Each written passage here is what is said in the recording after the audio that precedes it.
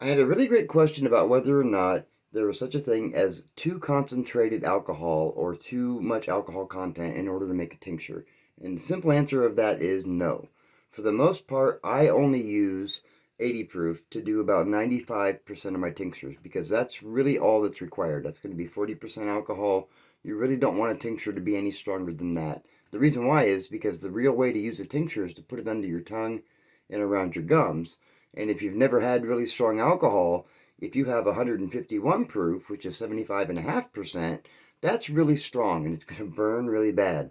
So for my part, I only use 40%. Now, you can get around that by making it with 150 proof and then diluting it down to where you only have about 40% alcohol. So you would make your 150 proof tincture and then, but you would make it concentrated and then you would go ahead and add your equivalent amount of water in order to be able to make sure you only have about 40% alcohol because trust me when I tell you that's going to be the easiest way to take it. Now, in regards to herbs that have that are required, there are a few herbs that really you do need 60 to 70% alcohol content in order to be able to get all the properties, and I'm going to give you that list right now. So the first herb would be milk thistle seed. Now, milk thistle has a compound called silymarin in it. Silymarin is the compound you really want out of it. That's the one that boosts liver function.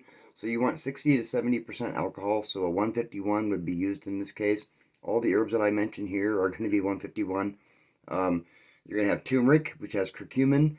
You want to make sure to have a higher content of alcohol with that one as well in order to get the most benefit out of it. Then you're going to go into your resins. So that's going to be like your frankincense, your myrrh. Those are going to break down in alcohol. Copal does not break down so well in alcohol. You have to use a little bit stronger alcohol for copal as well. It does not dissolve well in water. The last one is going to be like yohimbe bark. This is a bark that has yohimbine, which is a compound that's used for specific kinds of health. And so, you need a higher concentration. So there are some, if you'd like to see a more complete video and the compounds they're pulling out, let me know in the comments and I'll put something like that together for you.